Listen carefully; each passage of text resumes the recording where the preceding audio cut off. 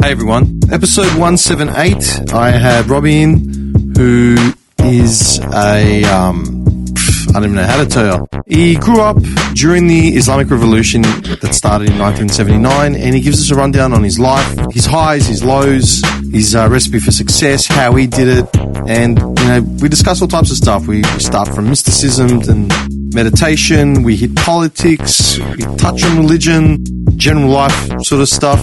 We talked for nearly 4 hours until I had to cut it short, run off to a family sort of situation.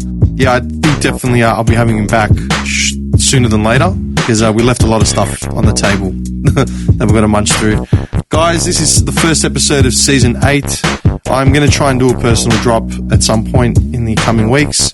Things are sort of starting to quiet down a bit, but still got a few things I've got to sort out. But yeah, keep liking, sharing, following, subscribing, all that sort of stuff. Take note that we're on YouTube as well. So if Spotify, iTunes and all that aren't your bag, get onto there. But otherwise, yeah, enjoy.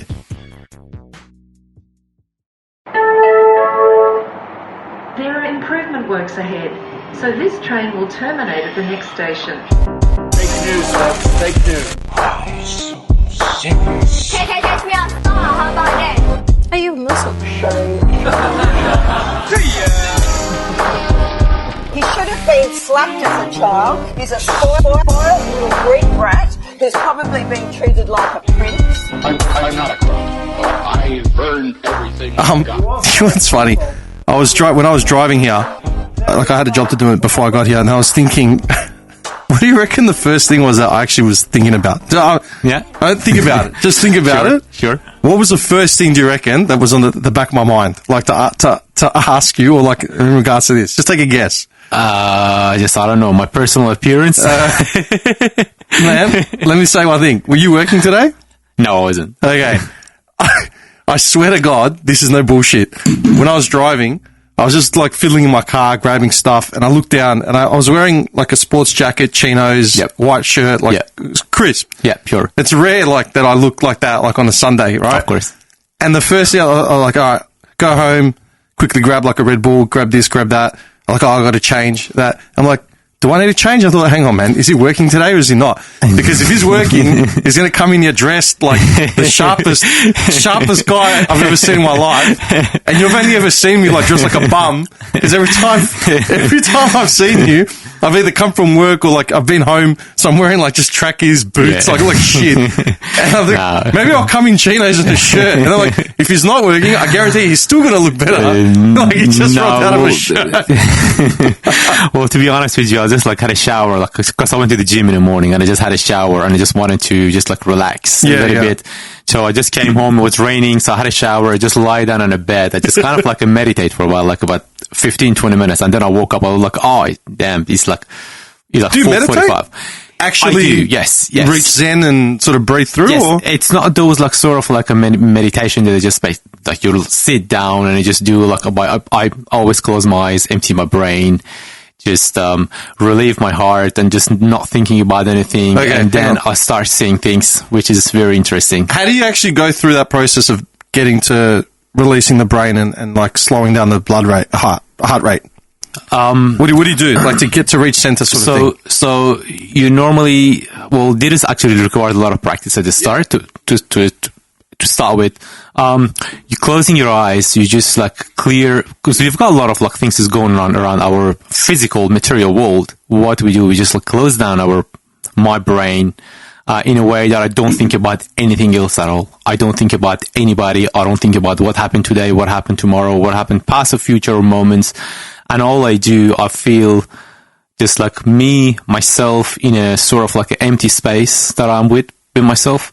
Then I start to going through the things that I really enjoy learning in the last few years, mainly about like a mysticism, mainly about like a different like a philosophers or different people that just not know so many things about. We call them like Sufism, basically. Yeah. Like a Rumi, for instance. And the Rumi, just like an example. I've just like a whole bunch of guys, because I've just been like learning a lot of literature. So, and then the way that they think that the world starts, the way that they just like everything starts, the way that, life begins and where we are all ending. I just see myself, a physical body, as a dead body. I relaxes my body in a way that I see like different colors sometime. Like I see, or they say that you should not talk about it much, because once you talk about it, you're just like revealing something. So this is all stuff that is just like, you're going to keep it to yourself. But kind of like, sometimes it's very hard and it's very scary at the start when I started in, but it just started in a way where I can see like my soul getting out of my body at some stage. I can see my own corpse on my own body, physical body, just lying down on the bed. And this is how far I just like want to go. There are kind of like a meditation where, you can go further, and what you can do by yourself, you can fly further, so you can get out of your room. You can go to where, for instance, like my mom just now, lives in Iran. I can just be in the room and see what they are doing. And this is something that you have to learn it. Everybody can do it, but you need to open up a lot of things to yourself. You need to open up your chakras. You need to open up requires like 4 or 5 years of practice. I love you sat down and said, so what are we actually going to be touching on straight away? Straight into out-of-body experiences, parallel universe. No, so start slow. No, so these are stuff, because in the last 10 years, I've been like trying to learn, because, like, as you know, I'm coming from like a background which I had a very, very tough childhood. I'm one of 11 kids in the family. My father was an oil and gas engineer back in border of Iran and Iraq. There's a city called Abadan or Khorramshahr, and that city was captured during the war in 1978, after the revolution in 1979. And what happened was we had a very tough life. I just born 5, 6, 7 months. The war happened. We relocated the city. We came like about 700-800 kilometers away. The whole city got captured. The soldiers got in. Sort of like the same thing that you can see like happening, I don't know, like in Russians, and when American attacked somewhere, or when Syria, what happened, whatever. Just exactly the same thing. But it's very different when you see it as a life sort of a story as when you hear it in the news. So how you were, 8 months old? I was like about 8-9 months, so I wasn't like feeling anything. But during the 8 years of war, from the time that I was born until the time that I just like the war happened, we would see it like every day. The most, I would say, a harsher part of it was the first 3 years of my life. I was going to say, how long did it go for? So that started in 1979, so it goes for like about 8 years. Okay, so you were a child. Like, I mean, I was. You grew up in the environment. That is correct. Yes. So I would see like there were so many times when the bombs is coming, like airplane was coming to the city and just like bombing the city, and we would have to just leave. We would go into the shelter area. Sometime, I don't know, like my mom, and I have like a little brother as well. So my mom was like, "Oh, just like grab your like ears or something." Sometimes you're one of 11. How many? Your number? So I'm number 10. So okay. Yes. So you're so when I say 11, it's not like me personally, just like with my mom and dad. My dad married twice. So the first marriage had like about 5 kids, and then divorced, married my mom, and then we had like a kid, and I was like a second youngest. So my dad was like kind of like a factory machine rather than. So my dad dies when I was like 10, 11 years old. So I was a baby, because once the war happened when I was 8 years old, he got recruited back to the oil gas company, a refinery company. But unfortunately, a year later, he had a car accident and he just passed away. Just sort of like a drunk driver, a taxi driver, just like hit him. And that is like another sort of like a story that what happened. And they were sort of like a Arabic sort of, because in border of Iran and Iraq, there are two group of people live. There are like Iranian, which is called them Ajam, or like a Persian or Iranian, and they are like Arab. So Arabic speaking and Farsi speaking. So, and those behaviors look very different. The culture is very different from, I don't know, different part of Iran, from the south to the north. Like in the south, you see the people are very aggressive and they're very protective of the family. Like they are very, like I remember when my dad died, because the guy was a young guy. So he was he got set to the custody until he just go to the court. And, like 2 weeks later, he brought in, I don't know, a lady or sister, And I was like, okay, you can have this, sister, and please, I don't know, just like forgive my son or whatever. And just, and my brother, I remember he was just so furious. He kick out the mom and dad. And they're like, look, I lost like my father and everything. And you just like, this is stupid. Just get out, go back. And later on, I think 2 months later, my brother was like, what? Then he's just like a young 20 years old guy. Just let him go. Just the father has died. End of subject. So we had a very, very tough childhood. By the time that we raised up, we had no jobs. During that 8 years of war, my dad had no job. So, I remember when I was, I had like different brothers, different age, from 15, 14, 17, and they were all working at the age of 12 with my father as a sort of like a construction worker in order to be surviving. Because there's so many kids. When you think of Australia, we're a country where kids go to work early. Like we learn we're in the culture of getting a job. You know, when you're at high school, you go get the Macca's job and all that. Sure. Man, I go to Greece. This is a sickness, and I criticize my cousins for it in Greece. In Greece, the kids are so overly protected and coddled. Of course. They're not taught to go work from an early age the way we are, sure. Right? To the point where if they're students, if they've got the title of I'm at uni, I'm a student, they'll carry that till they're 40. Yeah. They'll be career students, never completing the degree, but they maintain that title because their parents will say, "Oh, he's a student. We can't bother him. You know, we can't approach him." Whereas here, you're 14 and 9 months, 14 and 7 months. Bang! Everyone's going to Macca's to get a job. Everyone's going to Red Rooster to get a job. You know, that is okay. Whether we blow it on whatever we blow it on, it's irrelevant. But we've got that mentality moving forward. Of course. Even if you're in uni, you get a part-time job.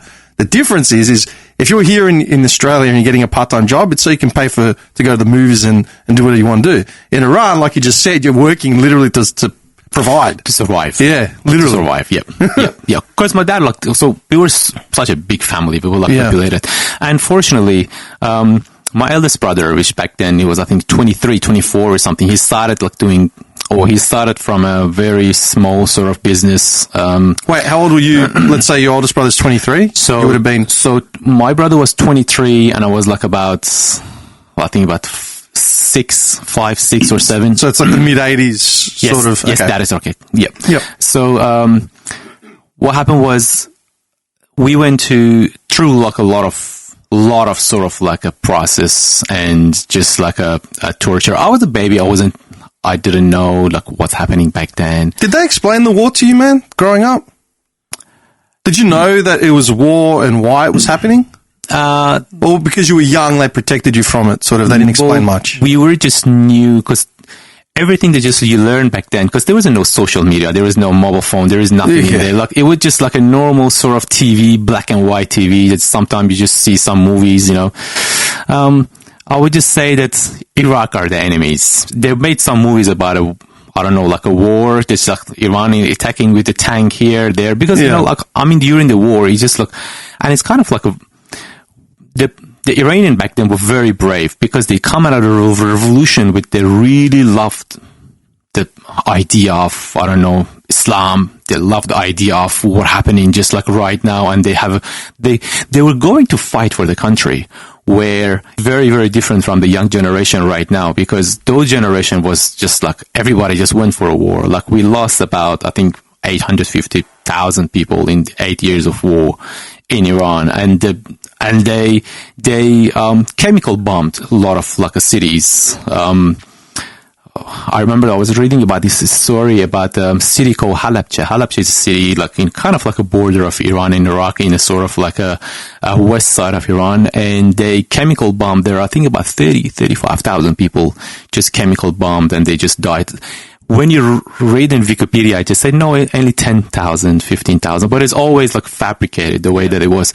And what they were doing, those chemical bombs was provided to Iraqis or Saddam Hussein by Germans in order to test it, because they couldn't test it on a normal human being. So they were giving it to them, they testing it there, and then once they had this program where they were just saying, yeah, we can give you a free cure or free whatever medication or whatever. You can fly to Germany And they come there and just test it to see what's the reaction of these chemical weapons in them. So there's all these kind of things which goes through the politics and, just all those. It's amazing when you look at wars and you see who funded what and who supplied what. Like that famous photo of Rumsfeld shaking hands with Saddam Hussein. It's like, yeah, Americans literally. That is correct. That's what I'm saying. You go back through the paper trail and it's insane. Actually, the countries that helped Iraq back then was, one of them was Russia, Germany, England, France, Saudi Arabia was like a massive major fund because they just didn't want those stuff to just happen. And one of the actually countries that helped Iran during those days was Israel. Because Israel, they believe that they are like in allies, and they were still believing back then, because it was just revolution happened. They thought that they just like Ariel Sharon was just like a defense minister back then, and they were thinking that Iranian are like a families, and they always believe, and that goes back to the history, because Cyrus the Great, when they attacked 2,500 to create that Persian Empire, they saved all the Jews from Bogdan Nasr, which Bogdan Nasr was Assyrian originally, and that is just like another history. Maybe one day we can go and just like talk about it from 3,000-4,000 years ago, just like what happened there, because I really love history, because history is always repeating, so that's why I just like love to just read those and connecting the dot together, how they're related. But then things just changed. Things just changed in a way that the war supposed to finish in like 2-3 years. The war was organized by both parties and governments. It was organized by the government of Iran as well. So they wanted it to have a war. The people were in the government, not Khomeini, but the other people that were surrounded by Khomeini, because they wanted to clear up all those Shah, whatever that they Mujahideen and all those people that they just like created the war. So they organized by them. However, this was a very good time to dismantle all these little groups in Iran, and they were successful. Just consolidating power, basically. That is correct. Yeah. Yes. So from 1980 to 1979 to 1981, for 2 years, there were so many bombs going up everywhere, and it was all in parliament. It was all in, I don't know, like in governments, authorities and everything, because they wanted to just kill them. And they were like a mafia, just like grouping.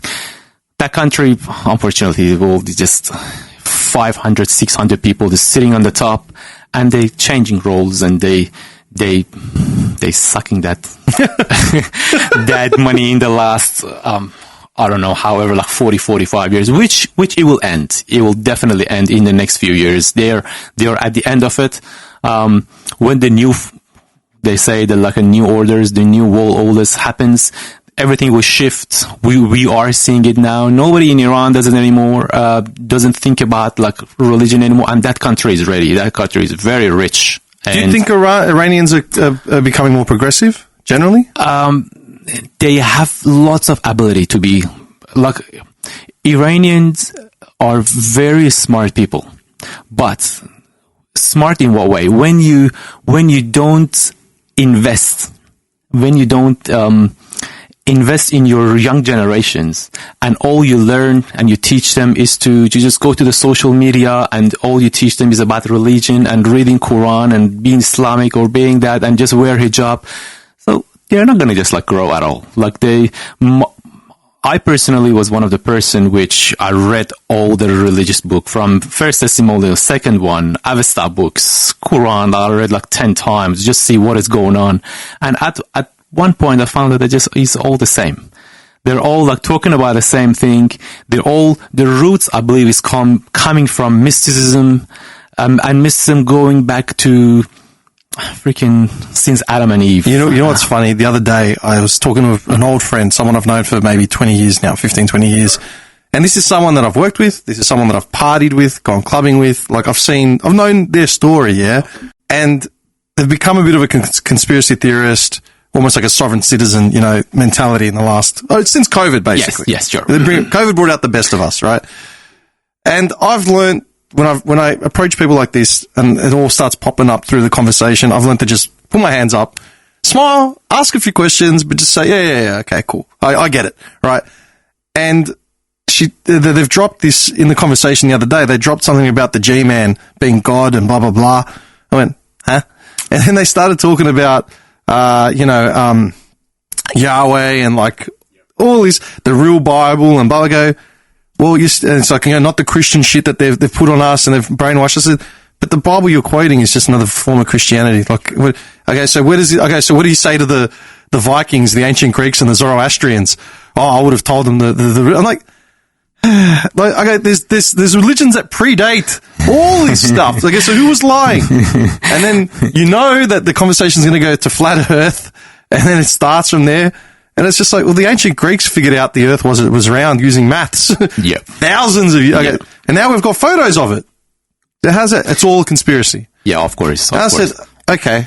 I just put my hands up. I'm like you said, it goes back thousands of years through mysticism, through whatever it is, right?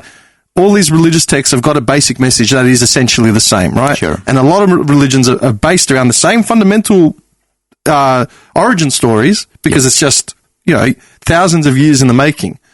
But most people won't do the maths to read it. They'll just take the one that appeals to them now for whatever reason and just run with it without doing the maths, like you said, without doing the homework. That is correct. But it happens, like when it goes to like a history and they just like want to look, the three things are the very important thing that they just to learn, which I believe there's so many things. Is religion, politics, and also the history. Once you just learn more about those, just learning those, you need to just have like about 500 years in order to be learning to just see what is going on. Recently, I just looked at I started like digging out about 10 years ago, and it took me like about 2-3 years until I got very lucky and found some very good resources, and I started to just listening to a lot of different podcasts from different people that they are the most influential in the world, like on the top 100 influential in the world, and comparing them to just like to say what are they actually talking about and how are they related. And then I go back to, different books, different resources to find out.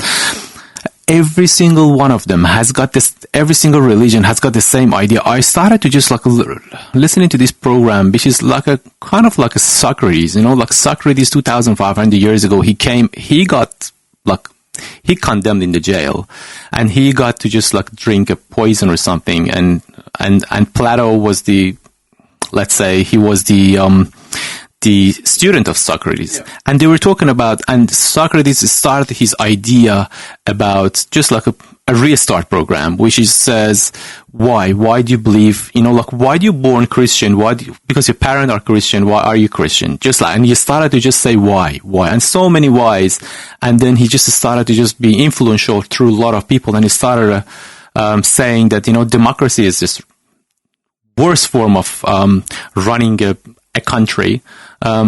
He believed in aristocracy, which aristocracy has been translated so wrongly now, which they say is all about some rich group of people controlling the world. It's not actually. Aristocracy just coming after name of like a Plato. His real name was Plato because he was so knowledgeable, and his students, like he was a Socrates student, and they believe in just like 5 different form of governments. From aristocracy is the best, then it goes democracy, then it goes oligarchy, and the worst one, which is democracy, and then when democracy happens 40 years later, it's going to be like a dictatorship or autocracy is it called like autocracy? It's like a kind of like a dictatorship. Like it's kind of like pull it in a society of because in the society of that, there is a democracy comes, because democracy means what? It means like a people are going to choose. How is an 18 years old guy that had just come out of, let's say, school, understand, and he has got the same right as a person that is like about 60 years old, and he knows all his life about the politics and everything, and he is in the government. So why do they have like the same right? Or take a 65-year-old that's done nothing but live in the same village and just seen the same thing every day. Absolutely. Yeah. And like this is one of the Plato's idea. The Plato's just says, why do we need to gather so many people around us when we are sick, and they are going to tell us when we can go to a doctor, a knowledge person that has got all these ideas about the medicine citizen and Because asking from them. The automatic assumption is that people are corrupt. That is correct. That's the yes. automatic assumption. And Yes. if some people will look at someone more knowledgeable who appears to be more, they'll look at them and say, wow, I'm inspired. I need to listen to this person. Some people just say, this guy's full of shit. He lives in a nicer house than I do. Kill him. You know, Yeah. we kill our best. Yeah, sure. Of course. And this is a result of democracy. So the result of democracy is that Socrates was going to die. Pythagoras was the Socrates teacher. He died. Plato was the same. And then Alexander the Great came in. Everybody think that Alexander the Great, he wanted to revenge. And all these ideas, democracy, comes from Aristocracy. This guy was because he was completely against Socrates and Plato's and Pythagoras' ideas of way to running the government. And I don't know, there are some other stories that they say that, Aristotle was the one that killed the father of Alexander the Great, and then he blamed it on the Persian, and then that's why he started to come there. But there is always say that there is a Sufi behind Alexander the Great, and that's why he attacked, because the reality of the Sufism came from Iran. Came from a city like Shiraz. This is back in 3,000 years ago when the Persepolis was going, and Pythagoras was the guy who went there to design the whole Persepolis by himself because he was a perfect mathematician, and Cyrus wanted him to be there to build it and this is how Greeks ancient started to grow, like in everything, from science to mathematics and everything, just roots from there, because they started from there and just transferred it. But anyway, I'm just going off the topic. Hey man, you're knee deep in ancient Greece right now. Get back to Persia. Yeah, exactly. Get around. Exactly. So the war. So once the war happened, my father passed away. My brother just started doing a business. They went overseas. They used to go to Dubai. They started. I think my eldest brother started with about $200, $250 or something. And I used to work for him. It was in a way that I had to. If I wanted to have a good lunch or a better lunch, I should have just worked for my brother from 8 o'clock in the morning until about 12 o'clock. And then 12 o'clock, I used to go to school until 5, 6 p.m. And at 5, 6 p.m., I'll coming back home, because it was the 2 shifts back in, because of the war. We didn't have a 1 shift school. It was one start from 7 a.m. until 12 o'clock. The other one starts from 12:30 until about 5:30, 6 o'clock. And this happened until I was about. And I had a very tough time, because my brother, they were very tough. They were very strict. If I was doing, they were bringing a lot of goods, spare parts from Dubai. What kind of work was it? So they were a wholesaler for spare parts, a Japanese car. So my brother used to go into Dubai and bring a lot of spare parts to the country, and there was a wholesaler into all over country, because back then there were a lot of sanctions. The government was very tough. There was a war. We just came out of the war, so the country was completely bankrupt. So I had to do just those jobs for them while I was 11, 12, 13, 14, 15, and some of them I used to save. Some of them I used to just buy myself shoes. Yeah. It's not and I'm very happy about that, because it just teach me how to be independent. And it taught me how to be more stronger in a way that I don't need to be independent. I need to actually to be independent. I don't need to be just rely on somebody, luckily my family are very, very successful at the moment. They have a very good life. They've got branches of houses of everywhere, all around the world, but I've never had any help from them. All I wanted to be myself and just helping them. And every time they ask me, "Oh, how are you feeling? Do you need anything?" I'm like, "Nah, I'm fine. I'm having a comfortable life." I remember once I finished school in high school, I had about, I think in Australian dollar was about $3,000 in a starter up. And this would have been late 90s? It was late 90s, yes, yes. So this was just when the 9/11 happened. Oh, okay. So it's because I remember that moment, I was in Dubai when that happened, and I remember behind all those supermarkets that they were selling a lot of TVs and shops and stuff. I see all the towers was just coming down, And then I remember I came home, and my brother just had a visa to go to America because he was going for holiday. So it got all canceled all of a sudden. And the guy who issued him a visa, and he's been to America a few times, but because of that scenario, it's just everything get more tougher and harder. And I think a month later, they attack Afghanistan, and then after that, they attack Iraq. So we were always has been in this fear of war in the last 40 years. Like, America gonna attack, America is gonna attack, which I never believe is ever gonna happen, because America doesn't want any war with Iran. Not that Iran is powerful, because Iran, they don't want to burn it down the way that they did with Iraq and Syria and, I don't know, Libya and all the other countries, because this country is very rich. It's like 7% natural resource of the world with 1% population of the world. So they can feed like 700 million people. They're a very rich nation. And in the last 40 years, 45, I mean, not in the last 45, it's probably in the last 200 years, it's been, milked and billions of dollars. Just like a president comes in for, I don't know, about 8 years, and all of a sudden $750 billion disappear. Really?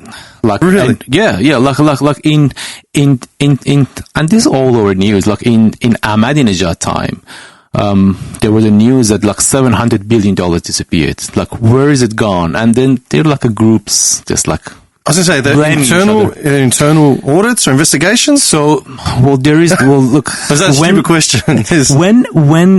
When your court system is corrupted, you can't live in that country anymore. And this is, I realized it 20 years before I come to Australia. Like, this is what just when the start of Ahmadinejad, just like the presidents, and Ahmadinejad, the people think, oh, he's so anti-Israel. I don't know, like, if did you, like, start off like a story with Ahmadinejad and how he went to United Nations. He said, well, we have to wipe out Israel out of the map. That one actually was in a favor of Israel, because nobody knew Israel back then. Who is Israel? Who gives a shit about Israel? And as soon as he came out, the whole world and United Nations and everything come, yep, oh, you want to just wipe out? Let's do this. And that is creating a idea that Ahmadinejad is Jew himself. so everyone has said that when you look at the roots of his religion, what he is, because he did a favor on them. So, and then $700 billion was just like one of what this country, like a news came out like last month, only for a tea company, $4 billion disappeared. And all these monies, they leave the country. They don't stay here. They goes to UAE, Dubai. They goes to, Canada. They comes to Australia. A lot of them goes to, England. So much money goes to England. That's why, like, most of these parliaments, they all dual citizens. They're all Canada citizens. Like you will see, they're talking about, oh, we're putting a sanction on this guy, we're putting a sanction on that guy, and then a few weeks later, he is in Canada in the gym running on a treadmill. So it's really fun. It's really frustrating for the people, but it's really, really fun. And Iranians now they know it. In a society, if the people of that society, the people like Australian people, if Australian people don't care and don't think and don't have the knowledge and idea of what's happening to their country and how the system runs and how the political system runs in the country, that country is always going to be corrupted in that.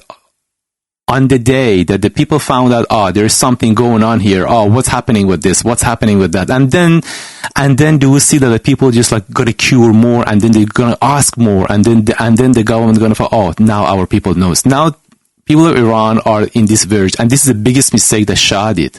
When Shah, he said that he's going to make the country so prosperous and he's going to make it like South Korea today, and they're going to be just like, because Shah in 1975, he promised to buy Singapore, because Singapore was in so much trouble. So he said, we're going to buy that country, and what we're going to do, we make it like a beautiful place for like Iranian, that the Persian can go there and have fun.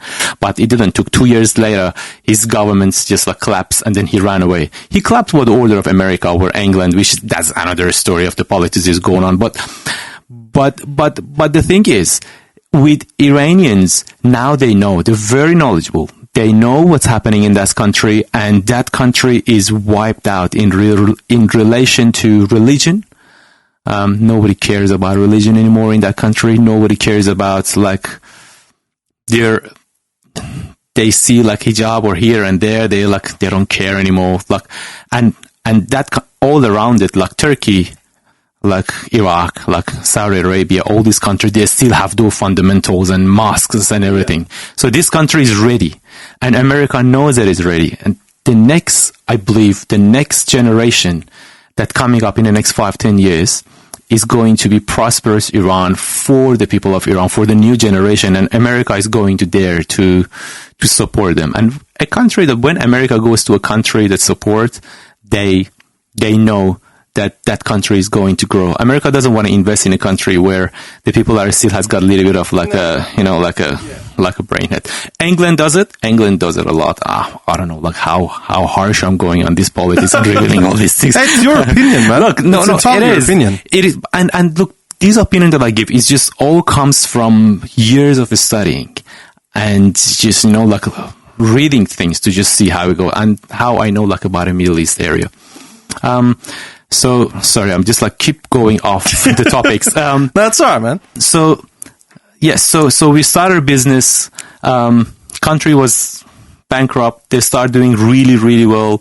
By the age of like 18, I remember I was in Dubai. Just started doing. I remember I started with like about $2,000-$3,000. The first 2.5-3 years, I made about $120,000. Doing what? Just I was doing 3 things at the same time. So you have in Iran the way that we were working. We have to go to Dubai, buy our products, bring it to the country, buy the ship, go to the custom declaration is a very lengthy process. It's not like they're very easy because they need a lot of tariff. Because there are a lot of like illegal stuff over there.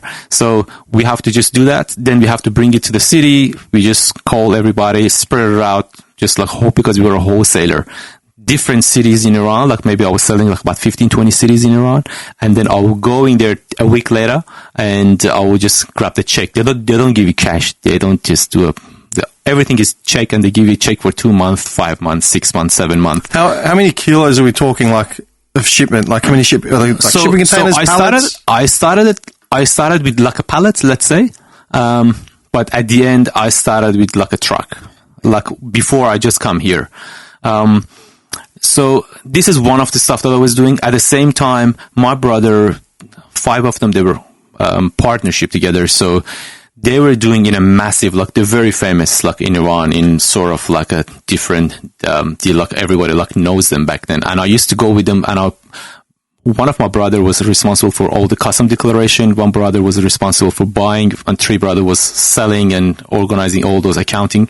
I used to go with one brother there to the custom and help him out because the custom was very, very hard. And every month we would do like about 10-15 containers of like spare parts. And the profit there back then was very good. Like 20-25 years ago, you bring one product for like, let's say $2 and you sell it for like about $5-6 easy.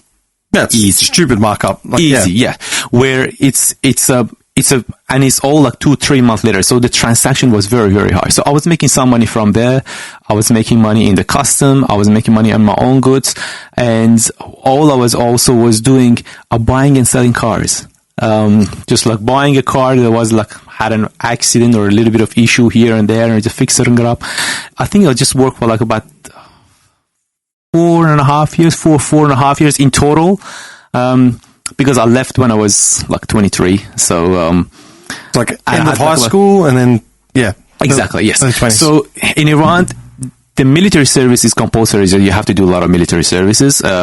I didn't do it because I was very lucky at the time that I just graduated from high school. The government, because it was a bit having a problem and they were bankrupt, they were just asking if you pay, because there was no war, nothing happening back then. So there was like, if you pay certain amount of money, you'll be able to buy your yes, freedom, I think basically. Back then it was about $2,000 or something. So out of that $3,000-$4,000 that I save, I pay I think about $2,000. My mom gave me something like about $500 or something. Yeah.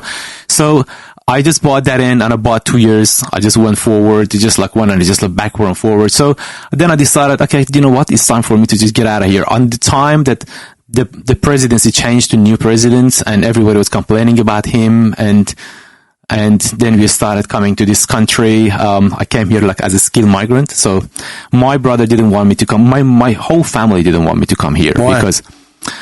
Because they believe that I was always wanted to leave the country, because I always believe like differently from my brother. They always believe in success and making more money. I wasn't like into that much. I was always into I want to just see the world, I would just like want to learn how everything works, I'm just more of a curious, adventurous person than them. And I was just rolling into the business, and I was having a very successful life. So in that 3 years, I remember my little brother, which is 3 years younger than me, he started going to military. By the time that I wanted to leave, he started a job. So he had, I don't know, how much, whatever money that he had. He had a better support than me for sure. Because, so the last time that I went to Dubai, he came with me. We went to Dubai, I introduced him to a lot of shops, to a lot of a system, how it works and everything. And I just said, look, I want to just go back. And he was very furious. He was like, no, everybody gets so angry when you leave, because you shouldn't leave the country. You're just having a very good life. So I applied for the visa, and I went through the whole process. And when I granted the process, which took about, I think, a year or so, and then one night I just went and I just told them, look, I'm leaving. And tomorrow. Yeah. Well, literally it was 4 days. Yeah. And I'm like, oh, where? At the start, they thought I'm leaving illegally, because, a lot of people in Iran, they just leave illegally. They just go on whatever, just on foot and leave the border. And I was like, look, this is my visa. This is my ticket. I'm just planning to just leave. I'm just planning to just go in. And I had I remember, I think I had about 50K. $50,000 Australian. It's a good head start. Yeah. And then, and I left behind about I think $85,000 or something, because there was in a form of check. So I have to wait for it to just get cash. So I gave it to my brother. I was like, look, this is yours. Just keep it in, cash it in. And then I just send it to me. I came to Australia. They were all angry.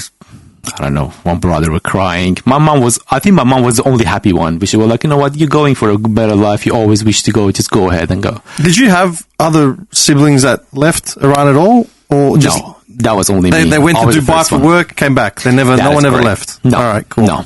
Well, some of my brother now, one of my brother live in Turkey now. One of my brother is in America now. My niece, she's studying medicine now in America, in Washington. All after you left. They're all after me left. Yes, yeah. yes. But so you left the gate open, and then they said, okay. Yeah, exactly. Well, they wanted,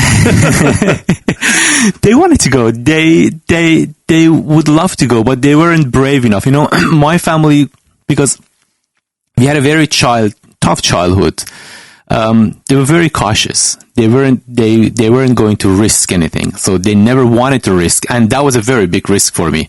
So everybody was telling me, why don't you work a little bit more? You work 2, 3, 4 more years and make I don't know, $500,000, $1 million, $2 million or something. And then you can just go wherever you want to go. And I'm like, oh, nah, I'm just fine. I don't, mainly was because I wasn't so much into money. I'm still not so much into money, That's why I have so many times I just fell down and bankrupt, and I just went back up again. That's a whole different story. We've got to get into it.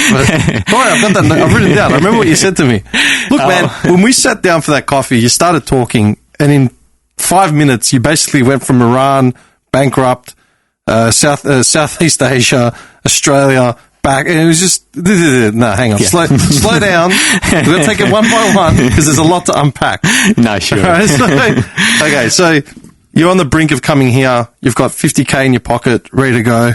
So, and your family's just saying, "All right, whatever." Yeah. Okay, a brand new guy just coming to a country where my English wasn't that good. I used to go to English school, which is it was called Iran Language Institute, but it's still there.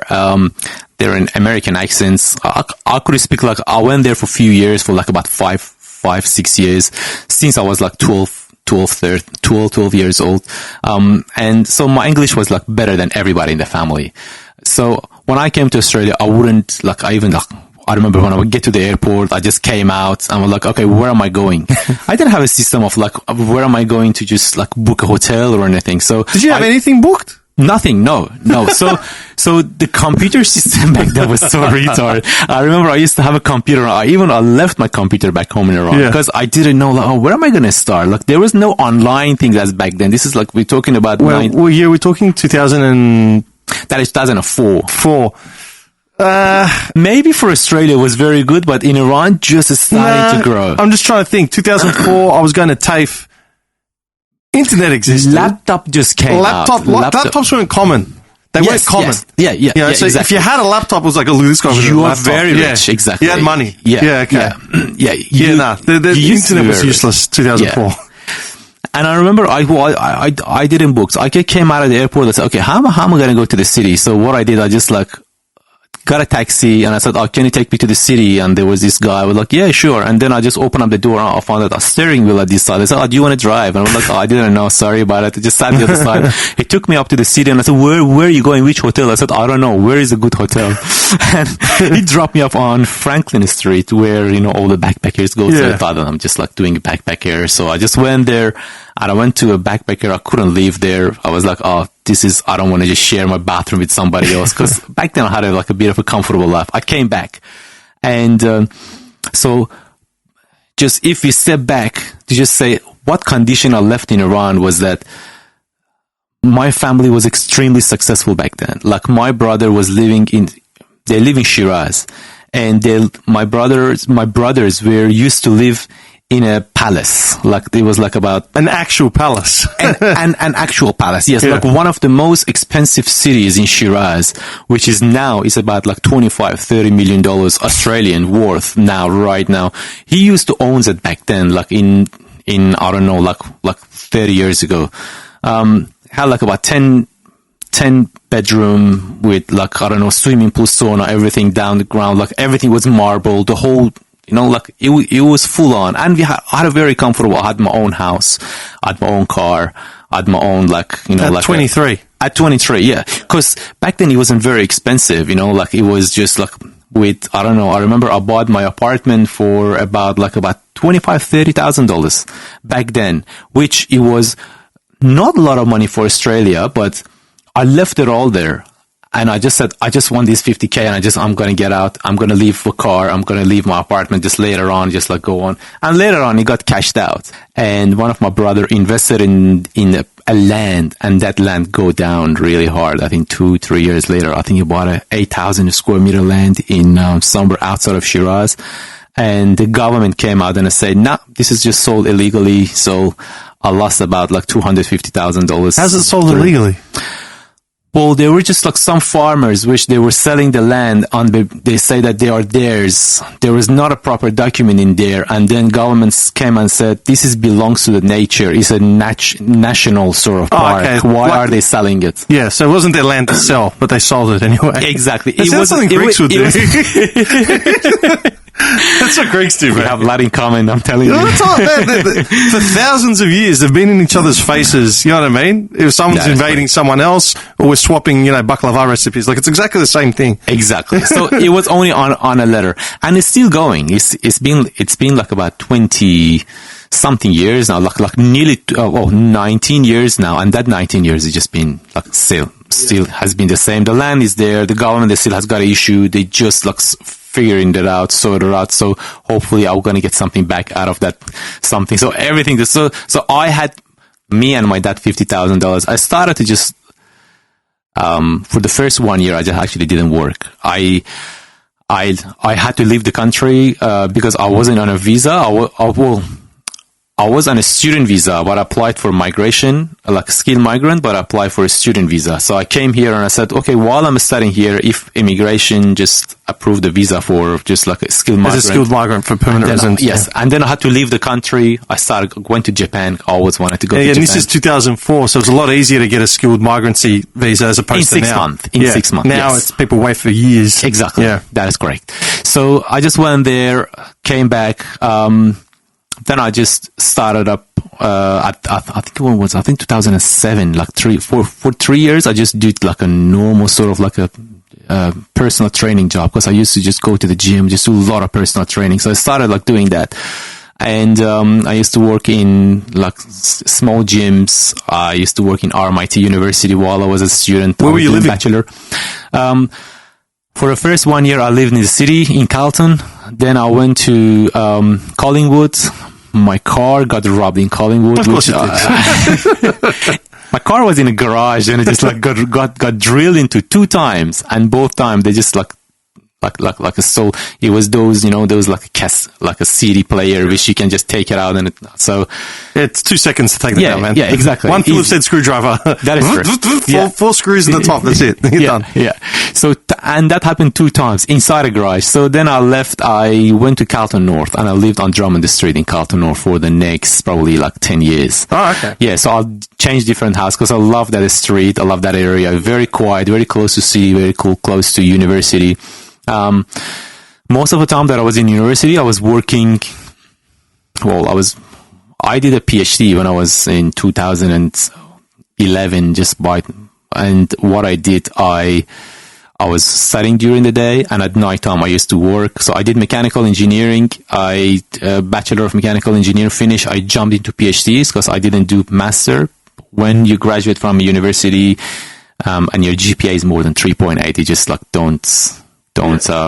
you just like jump into PhD. So I just got a chance. I applied for like 5 universities. All 5 universities granted me scholarship, which is very, very lucky because my mark was very high. And then I was working the whole time, different jobs. While I was doing PhD, I was doing maintenance engineering for a company down in Tula Marine for just like taking care of the sorter machine. It was like kind of like a post office, so they had like those sorter machine boxes just like moving around. Yeah. So I was literally waking up for 4 years. Literally wake up 6 a.m. finishing 12 at night time, because from 6 a.m. like 7 o'clock I used to go to university until about 2-3 to do a lot of research, and then from 2-3 o'clock I used to go to like start work like about 4, and I was finishing like about 12. Sometime 1 o'clock, sometime 11:30 during the winter quiet time. And then, but it was all fun. It was all like, I was taking all as a challenge, as a very, very good challenge. I was like very happy. I didn't mind it. I was like, you know what? You wanted to do these things though. Exactly. Yeah. Absolutely. You weren't doing something that someone forced you to do. You were getting up and you were motivated to do what you wanted to do. This was you were in your element. Like, let's do it. That is correct, yes. And those money was just enough for me to just survive. It was just like enough for me to, I don't know, just like rent, just like buy, and then... Yeah, maybe a night out somewhere every now and then. Yeah. Night out, well... I did more than a night out. I just used to, during my bachelor, especially when I started coming to Australia. I'm trying to make you seem humble here, man. Yeah, we rent a yacht, go around the Bahamas, come back. Not that way, but I met Elon Musk when he was just coming out of college. Yeah. No, not in a way that it just like I used to just go to the nightclub every time, but I used to have like a social life as well, you know, like having like a people going here, there, just like having a good life as well. Because I was thinking that, you know, like in few years' time, maybe once I'm growing up, I'm not going to just have those challenges. So let's just like try to have all those opportunities. Look, man, when I was 20, I mean, you were 23 to 27, yeah? Sure. I'm just saying, like, trying to put a time frame on it. From the time you left Iran, you came here, you started your bachelor's, your PhD, all that stuff. You're looking between 23 and 27. Yes. Yeah? I had my 25th birthday in Cyprus because I literally quit my job, sold everything, whatever I had, and I had an opportunity to go overseas, potentially work in Cyprus doing audio and stuff like that, and then whatever. I think I lasted about 3.5 months, and then work started building up back in Melbourne with the company that I had, and they're like, you got to come back. I'm like, okay. But I couldn't do that now at 40. You know, you don't get that opportunity. No. It's just like, if I don't do this now, there's no way. And I think about the traveling I did in that 3.5 months, and then the window before it and the window just after it. So 2009 to 2013. Those three. So sure. Same years. So sure. I was 24 till 27. I ran my body ragged. So I was working full time. I was running a company full time. I was doing audio and then I was going out. I still had social life. You go to bed at 3, you wake up at 7 to go back to whatever. If you don't do it then, that's it. And that's the only thing I try and tell people that are younger than me now that ask for advice. these are the things you do now. True. You know, I've done Ibiza, I've done all that shit. And there's no, you couldn't pay me to go to Ibiza now. No. Let's go out.